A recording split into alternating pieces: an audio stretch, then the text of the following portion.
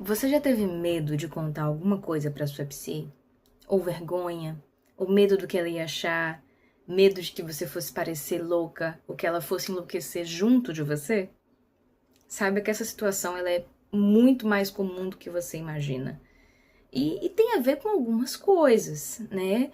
Tem a ver com as expectativas de você não querer parecer alguma coisa para aquela psi, né? Então, eu não quero que ela ache que eu sou louca. Eu não quero que ela ache que eu tenho ideias de paranoia. Eu não quero que ela ache que eu tô muito melancólica. E aí você entra naquele jogo de tentar atender umas expectativas que você mesma criou, que você acha que aquela psicóloga tem sobre você. Você colocou na cabeça em algum momento ali que aquela psicóloga acha uma coisa de você, mas na verdade ela nunca se posicionou, né? É importante que o psicólogo se mantenha um pouco mais imparcial, principalmente quando o assunto é julgamento. Mas isso também conta muito do mundo que a gente vive. A gente vive em um planeta, em uma sociedade, onde existem as suas expectativas, as expectativas do outro, e muitas vezes nós aprendemos ao longo da existência que nós temos que atender esse desejo das outras pessoas.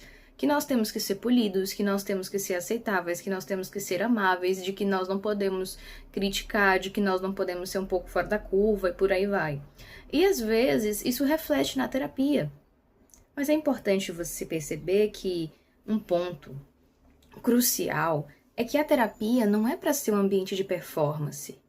Não é para ser um ambiente para você ser nota 10. Não, pelo contrário, é um lugar muitas vezes em que a gente é nota 0.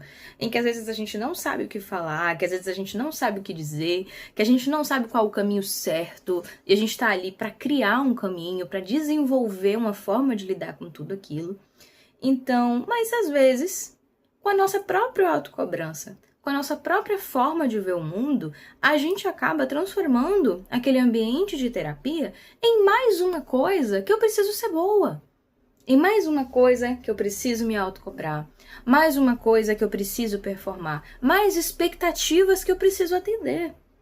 E não é sobre isso a terapia, né? Pelo contrário, é você estar frente a frente com uma pessoa que não lhe julga, que até certo ponto ela é imparcial, então, e que ela não vai estar ali para estar contando seus zeros, seus 10, seus 9, seus 8, porque quem está fazendo isso é você. Entende a diferença? Entende um ponto de como você às vezes pode colocar a sua visão no psicólogo? Eu acho que meu psicólogo pode estar pensando isso, mas na verdade quem está pensando um pouco sobre isso é você? Tem um ponto aí, né? É o medo de uma retaliação. O medo de você falar alguma coisa e aquele psicólogo se virar contra você, agir de uma maneira ruim, ser grosseiro, violento. E apesar de existir realmente psis que podem ser antiéticos, infelizmente acontece da gente lidar com alguns profissionais que infelizmente perderam o respeito, estão agindo de maneira antiética, totalmente contra o nosso conselho. Mas existem inúmeros profissionais incríveis de psicologia que vão sim conseguir manter-se imparciais. Então é você me contar uma coisa que lhe magoa muito, que lhe toma muito, e você me dizer, Ana, eu tenho medo que você brigue comigo por eu estar fazendo isso. Perceba, mais uma vez, será que não é algo que você viveu inúmeras e inúmeras vezes, a ponto de que você acha que vai se repetir na terapia e que talvez no fundo quem esteja se julgando e brigando com você mesma é você? Entende que tem um ponto aí, mas aí você acaba colocando no psi essa transferência, essa projeção. E aí que vem um ponto importante. Traga isso para a sua terapia. Se você tem um medo de ser julgado, você pode falar, psi, eu tenho muito medo de te contar algumas coisas e você me julgar. Já começamos uma terapia incrível aí. Aí é papo de uma sessão inteira para a gente poder lidar com isso. Mas é preciso você perder aos poucos esse filtro do que deve e do que não deve ser dito, do que o que é certo e o que é errado ali, né?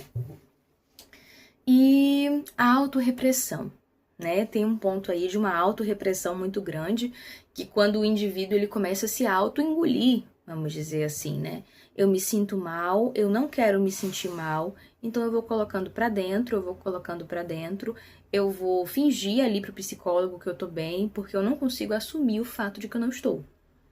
Isso tem muitas questões ao redor, né? Não é só isso, mas também tem o fator de uma pessoa que engoliu os próprios sentimentos a vida toda e que tá tentando fazer isso mais uma vez na terapia. E eu sei que dentro de nós vai ter algo que quer repetir o mesmo ciclo, que quer repetir o ciclo de se calar, que quer repetir o ciclo de se fechar a novas experiências, se fechar a novas conversas, porque não consegue ali olhar para isso. Mas se em algum momento houver uma parcela de coragem, uma parcela de mudança, de transformação dentro de você, que quer quebrar o ciclo e que consegue naquele momento quebrar o ciclo, fale para sua psicóloga, fale para o seu psicólogo, fale ali na terapia e fale: Ana, eu não quero me sentir triste. Então, é muito difícil para mim assumir para você que eu estou triste. Gente, isso é poderosíssimo. Eu falo poderoso porque é meu jeito de falar, né? Mas isso é clinicamente maravilhoso. É o momento em que o indivíduo fala de uma coisa que ele não conseguia falar. Mas enfim, me conta. Você já sentiu medo do julgamento do seu psicólogo?